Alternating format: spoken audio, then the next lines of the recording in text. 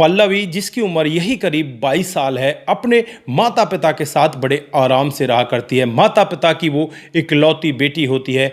माता पिता उसकी जिद के सामने टूट जाया करते, क्योंकि जब भी वो किसी भी तरह की कोई जिद करती तो माता पिता यहाँ पर टूट जाते, क्योंकि उनकी इकलौती बेटी होती है। वो भी सोच जाते कि यार हम कर रहे हैं, कुछ कमा रहे हैं, तो किसके लिए कमा रहे हैं? ये हमारी बेटी इकलौती है, इसी के लिए तो कमा रहे हैं, क्यों ना इस पे खर्च किया जाए। फिर इसी तरह से उस पर खर्च करने लगते हैं। एक दिन का वाक़या होता है जब पल्लवी अपने पिता से कहती है कि बाबूजी, मैं जंगल में घूम कर आना चाहती हूँ, मेरी सहेली वहाँ पर जा रही हैं और मुझे आज अपनी गाड़ी चाहिए। दोस्तों, पिता शायद काम से बाहर जा रहे थे।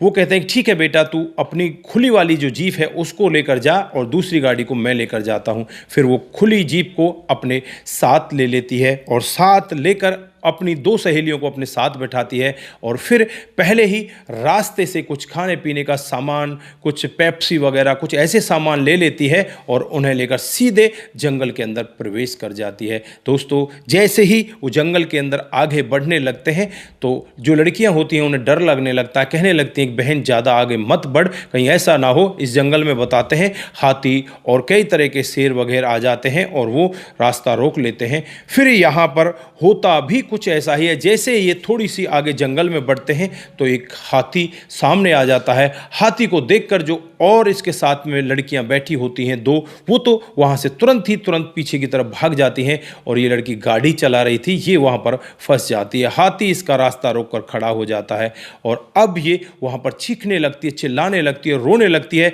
इधर उधर जो लोगों से मदद मांगने की कोशिश करती है, लेकिन वहाँ पर ऐसा कोई व्यक्ति था ही नहीं जो इसकी मदद कर सके। फिर यहाँ पर ऐसे ही वो जो हाथी होता है वो टायर को उठाने लगता है और इसे पीछे धक्का देने लगता है। माथा यानी कि सिर लगाकर उस गाड़ी को पीछे की तरफ धक्का मारता है तो वो गाड़ी पीछे की तरफ जाने लगती है और पीछे की तरफ जाते जाते वो गाड़ी एक चट्टान से टकरा जाती है। तो उस गाड़ी की दशा घूम जाती है, यानी कि जो उसका मुंह आगे था वो पीछे की तरफ हो जाता है और फिर हाथी उसमें पीछे से पैर मार देता। गाड़ी आगे की तरफ बहुत तेजी के साथ भागने लगती है। वो ब्रेक भी लगाने का यत्न करती है लेकिन गाड़ी रुकती नहीं। दोस्तों, वहाँ पर बहुत ज़्यादा झील होता है, झील की तरफ वो गाड़ी आगे बढ़ती चली जाती है।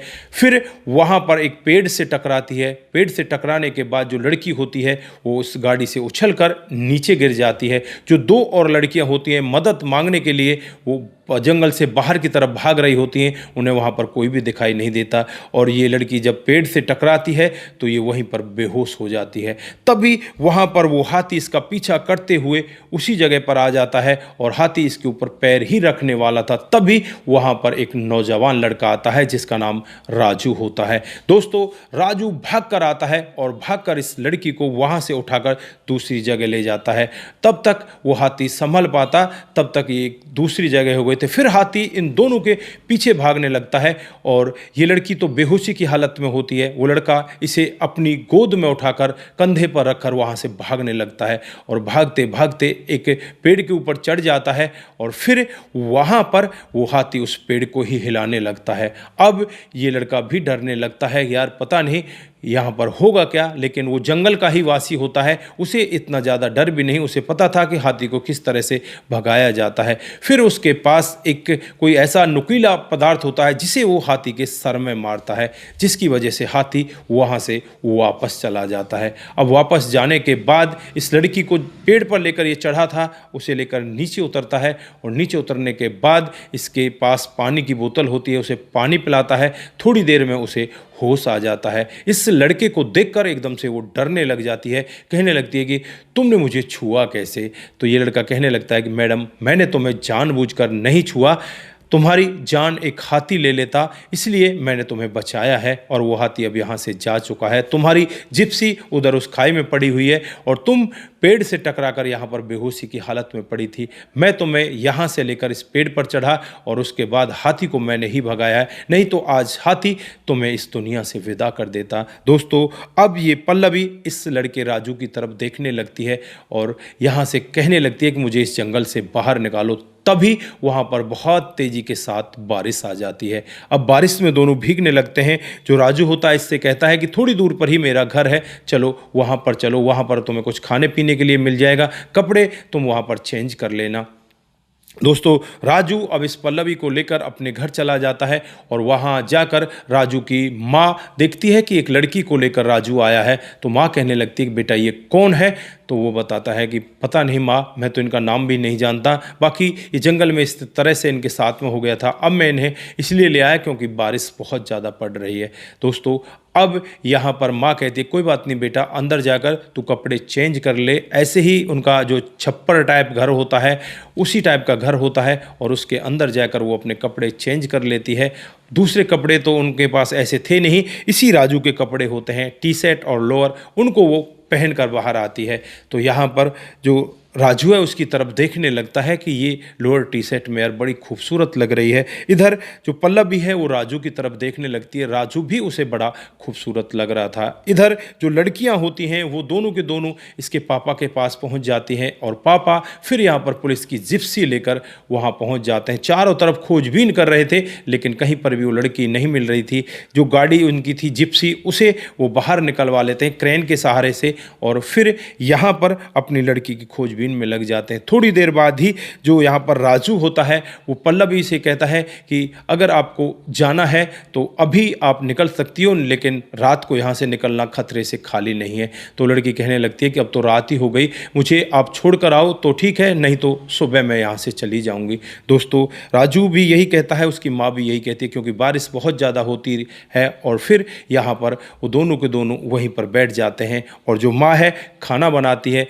जब वो चूल्हे का खाना आज पल्लवी खाती है तो पल्लवी बड़ी खुश होती है, कहने लगती है कि ये इतना टेस्टी खाना होता है क्या, मैंने तो आज तक किसी 5 स्टार होटल में भी ऐसा खाना नहीं खाया, ये तो बहुत ही अच्छा खाना है।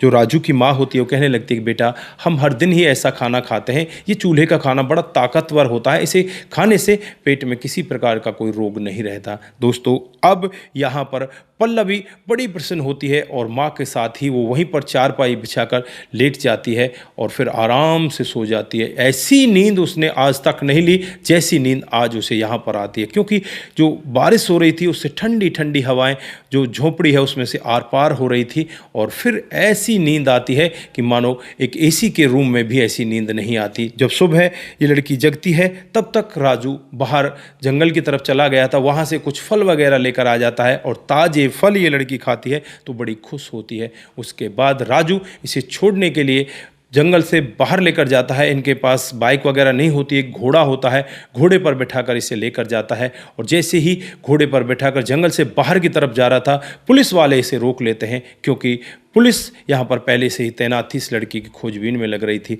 अब पुलिस वाले कहने लगते हैं कि तू इस लड़की को लेकर कहाँ फरार हो गया था। तब ये पल्लवी कहती है कि ये मुझे लेकर फरार नहीं हो गए थे, इन्होंने मेरी जान बचाई है। दोस्तों अब यहाँ पर पल्लवी अपने पापा के पास पहुँच जाती, पापा को भी इस तरह का वाक्य बताती है और राजू वापस चला जाता है। लेकिन पल्लवी अब रह रहकर अपने रूम में जाने के बाद भी वही सब बातें याद करने लगती है और पल्लवी फिर सोचती है कि यार मुझे वहाँ पर जाना चाहिए। अब पल्लवी दोबारा से वहां जाने का यत्न करती है, उसके पापा मना करते हैं लेकिन फिर भी चुपचाप वहां से भागकर सीधे राजू के पास पहुंच जाती है और राजू से कहने लगती है कि राजू मैं तुमसे प्यार करने लगी हूं, मैं तुम्हारे साथ अपना जीवन व्यतीत करना चाहती हूं। राजू कहने लगता है कि पल्लवी, उसने अपना नाम बता दिया था कि मेरा नाम पल्लवी है, पल्लवी तुम यहाँ कैसे रह पाओगी, तुम महलों में रहने वाली इस जंगल में कैसे रहोगी, यहाँ पर शेर वगैरह चीते हर दिन हमारी जान पर बनी रहती है, हम लोग उनसे लड़ते रहते हैं। लेकिन वो कहती है कि मुझे कुछ भी नहीं पता, बस मुझे तुम्हारे साथ रहना है और वही चूल्हे की रोटी मुझे हर दिन खानी है। दोस्तों अब यहाँ पर जो राजू है इसे फिर से अपने घर पर लेकर जाता है, माँ से मिलवाता है, माँ भी बड़ी खुश होती है और फिर ये लड़की वापस अपने घर चली जाती है। वहाँ जाने के बाद अपने पापा से कहती है कि पापा मैंने एक लड़का देख लिया है, मैं उसके साथ शादी करना चाहती हूँ। दोस्तों पापा अपनी बेटी की हर जिद को पूरा किया करता, आज भी वो कहने लगता है कि बेटा तूने देखा कौन है, तो वो बताती है कि जंगल में इस तरह से एक लड़का रहता है जिसका नाम राजू है। दोस्तों अब उस राजू से पापा भी मिलते हैं और मिलने के बाद ये दोनों की बड़ी ही धूमधाम से शादी भी करा देते हैं।